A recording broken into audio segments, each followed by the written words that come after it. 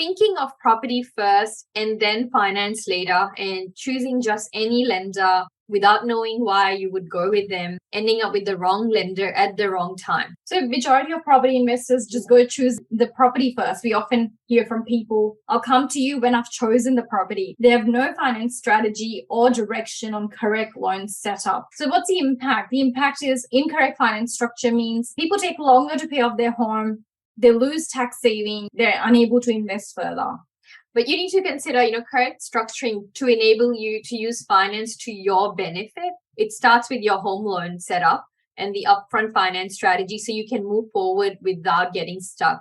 Then what's an optimal structure, right? Is it the right bank for your goals and circumstances? Is it tax effective loan setup? Consideration if you can buy further properties whilst minimizing risk due to bad setup. So if there's no finance structuring or thinking involved or advice, that means is you have an inability to acquire multiple properties, results into also paying more tax and taking longer to pay off your home.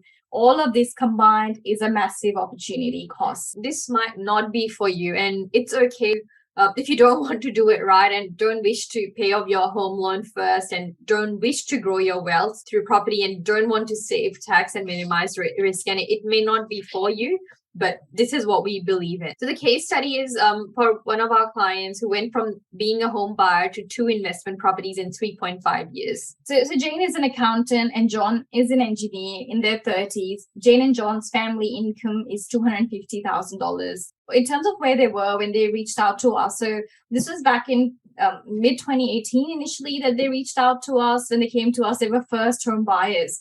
They had the vision and the goal to set themselves up for the long term so they could invest in property in future. So they weren't going to just stop at their home. The idea was they wanted to expand further.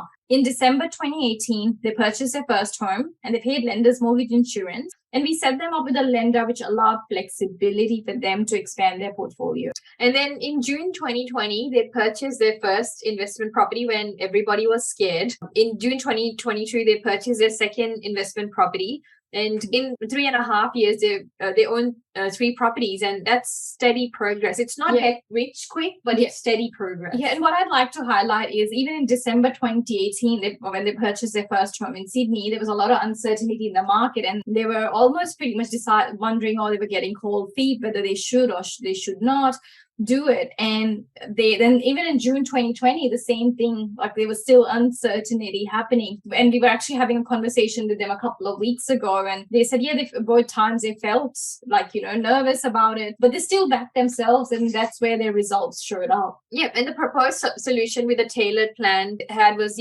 correct structuring for their first home loan to enable use of cash savings tax effectively. And we'll show you the figures in a moment.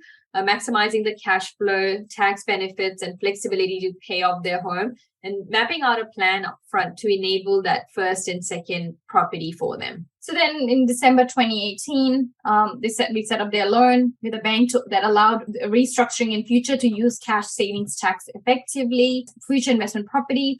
Then they built up cash savings of $85,000, which were tax effectively used as a deposit for their first investment property. This resulted in about $15,000 tax savings over life of the loan. So they did not have equity immediately in there. They saved up for this first property, and it was tax effectively used towards the first investment property purchase. Yeah, that's right. So it was for first investment property, and then they purchased IP number 1 in June 2020.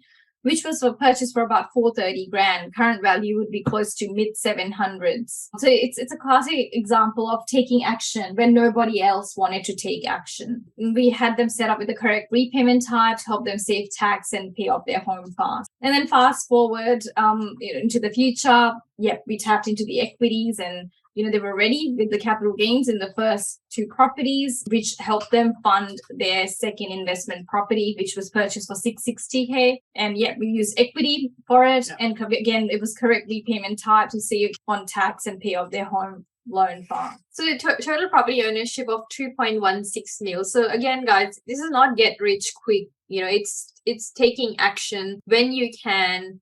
Whenever you're able to borrow or move forward with the equity, that's when you have to take action. It's not overnight. Yeah.